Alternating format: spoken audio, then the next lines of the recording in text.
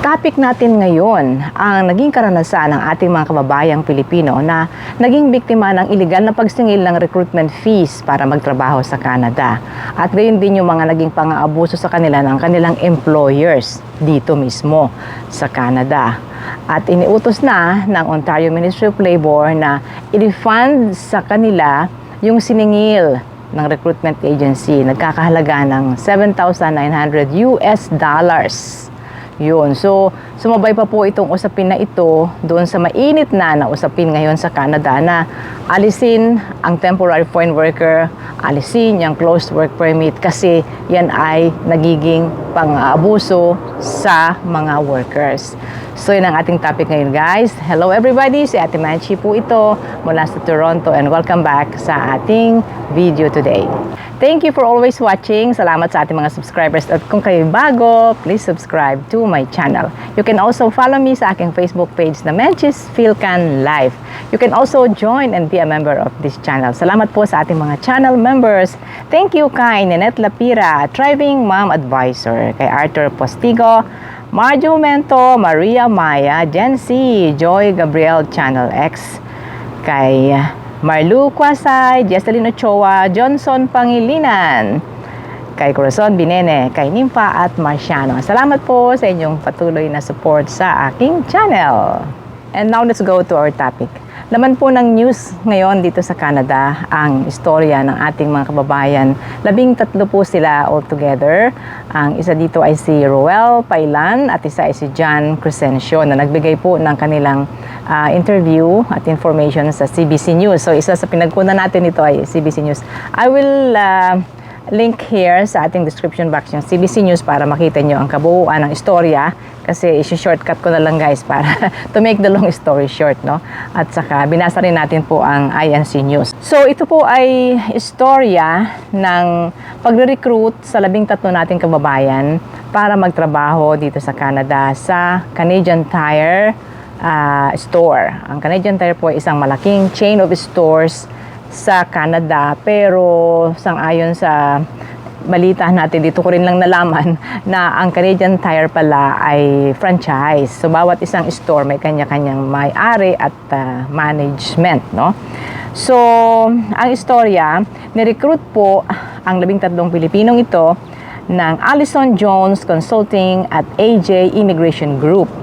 At sila ay nagtrabaho sa Natarajan's Canadian Tire Store na sa Etobicoke, Ontario. Ang Etobicoke po ay part ng GTA, Greater Toronto Area. Kapitbahay lang po natin yan. Kadugsong po nitong ating kinalalagyan ay Etobicoke na.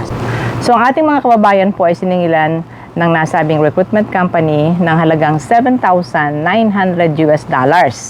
Sa Canadian dollars yan ay about 10,000 Canadian dollars. At sa pesos po ay umaabot ng 450K, no?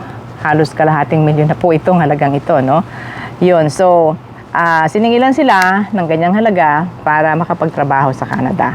At syempre, ang sabi nga ng salaysay nitong ating dalawang kababayan ay di ipinanghiram pa nila, nanghiram sila sa kanilang mga kamag-anak para makaipon ng halagang yon sa kanilang paniwala na sila magkakaroon ng magandang trabaho dito sa Canada at magandang buhay. So dumating sila dito ng June 2023 matapos nga po na mai-process ng nasabing agency ang kanilang papeles dahil nagbayad sila ng ganun kalaking halaga bawat isa. And then, okay, dumating sila rito at meron silang employer, ang Canadian Tire, dyan sa Etobicoke. So, may trabaho. However, nandun po yung naging problema rin nila. Abuso, pananakot, hindi sapat na sweldo, at iba pa ang kanilang naranasan. I have to ask my uncle again for help because, I don't have a kind of money. Investigations into what happened at the Canadian Tire are still underway.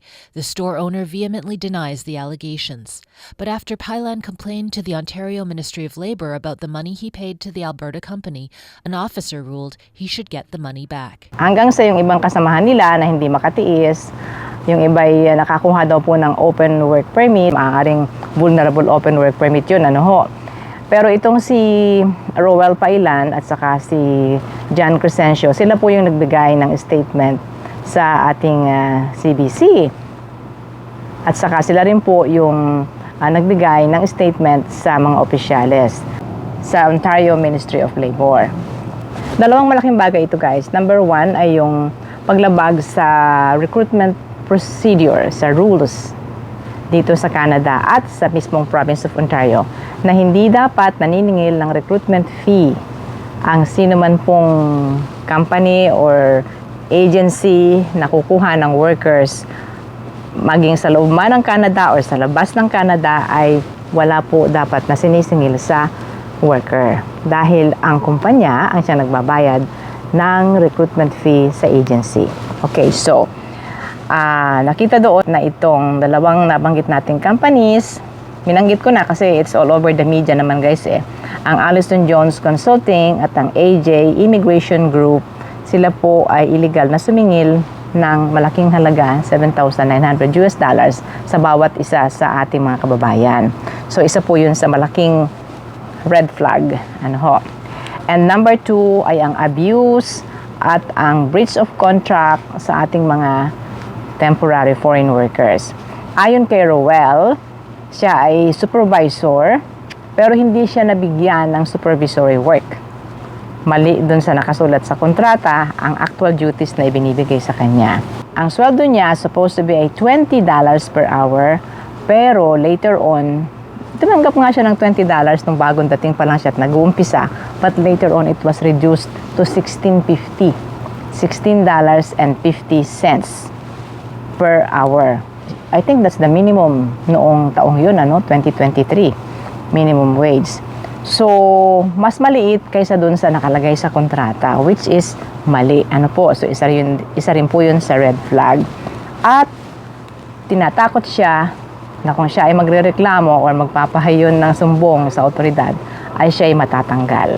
O, diba? Kaya ang sabi ni Roel, nakakatakot, nakakapangamba para sa pamilya mo at para sa sarili mo na ikaw ay tinatakot na tatanggalan ng trabaho. Andito ka na nga sa Canada. Yung feeling na ikay wala kang magawa. Yun ang sinasabi niya doon, no? Sa kabuuan po ng paliwanag niya ay wala kang magawa kasi naghahangad ka ng magandang buhay. Alam mo yon, yung gusto mo bang magreklamo at gusto mong umalis sa sitwasyon pero takot ka dahil tinatakot ka. Yun po yung karanasan ni Roel. Si Jen Crescencio naman, despite the long hours ng kanyang pagtatrabaho, ay hindi naman siya binibigyan ng sapat na sweldo. Sa halip ay binibigyan daw po siya ng flat rate na $1,600 every 2 weeks. Flat rate na yon, wala ng overtime, wala ng holiday pay, basta't flat rate, which is also not right. Sapagkat pag nagtrabaho ka ng lampas sa oras mo, dapat ay meron ka pong overtime pay at kung holiday, meron ka ring holiday pay. Ang sabi ni Crescencio, siya ay takot, siya ay maliit ang sweldo at may mga utang na babayaran at siya ay para daw, ang pakiramdam nila ay para silang nasa cage, para silang nakakulong na wala kang magawa sapagkat ikaw ay tinatakot ng employer mo, nakakontrata ka at ikaw ay nagbayad ng malaking halaga noon. Siyempre ayaw mong mawala yun, no? Ayaw mong mabaliwala yun. Yun po yung kanilang karanasan. In the long run guys, yun nga, yung iba sa kanila, 13 sila, yung iba ay umalis na sa kumpanya, nagsilipat na po sa ibang probinsya, yung iba ay nagpunta sa Nova Scotia. So sa ngayon, si Roel Pailan po ay nasa Nova Scotia at doon nagtatrabaho. And then si Crescencio naman ay umalis din ng kasunod na ng pag-alis ni Roel, no? So sa ngayon po ay dinideny nitong si Isiel Natarajan. Dinideny po ni Isiel Natarajan ang mga alegasyon laban sa kanya. And these two recruitment companies guys naman, consulting and recruitment, ay ang balita ay sila po ay may appeal against this decision ng Ministry of Labor. Sa interview, sinabi nila na sila natutuwa sapagkat sa wakas ay na-vindicate sila at saka may pag-asa, umaasa sila na may babalik sa kanila ang kanilang ibinayad na $7,900. However, naka-appeal pa ito kaya malalaman natin later on kung ano ang magiging final na desisyon. Ngayon, sa panig po naman ng ating video, meron tayong 3 points na gustong bigyan ng pansin o ng diin. Number 1 po ay ang katotohanan sa mga nararanasan ng ating mga kababayan under the closed work permit ng Foreign Worker Program ng Canada, ang TFW. Yan po ang totoong karanasan na kapag sila po ay nakakontrata, swerte kung ang kanilang employer ay mabait, considerate. Meron din naman pong ganun, no? Na masaya ang mga workers na dumarating dito. Hanggang sa matapos ay sila ay sinusuportahan ng employer. However, ito pong istoryang ito ay isa sa larawan na talagang may mga employers pong nagmamaltreatment, nag-aabuso, nananakot, at iba pa na hindi po dapat na itolerate. At actually, hindi naman talaga tinotolerate. However, yung iba po ay hindi nagkakalakas ng loob na magsumbong, no? Kaya ito pong balitang ito ay highlighted talaga kasi hindi marami ang nagrereklamo, guys. Another point na gusto nating bigyan ng daan ay timing po ang istoryang ito na nasa mainit na pag-uusap din ngayon sa Canada na aalisin na ba ang temporary foreign worker, closed work permit program. Pinagtatanggol ngayon ng liberal government ang temporary foreign workers. Ang istoryang ito ng ating mga kababayan ay magiging basehan po ng mga naglalatag ng petition na alisin ang temporary foreign worker sa Canada. Maaari din naman, guys, na ang ganitong mga kwento na mga pang-aabuso ay gawin nilang batayan kung paano higit pang i-reform ang temporary foreign worker ng Canada sa pag-asa natin na hindi ito tuluyang aalisin. Ano po? And my third point, guys, dito sa ating video ay huwag pong matakot ang mga biktima. Sapagkat sa Canada, lahat ay may karapatan. Kung meron pa tayong ilang kababayan dyan na biktima ng pang-aabuso, maltreatment, breach of contract, pagkasamantala ng mga recruiters, huwag kayong matakot na magreklamo sapagkat dinidinig po ng autoridad ng Canada ang inyong mga boses, ang inyong mga reklamo katulad ng istoryang ito ng ating 13 mga kababayan. Thank you very much sa inyong panonood, guys. Salamat sa ating mga subscribers at mga regular na viewers. At kayo na bago, please subscribe to my channel.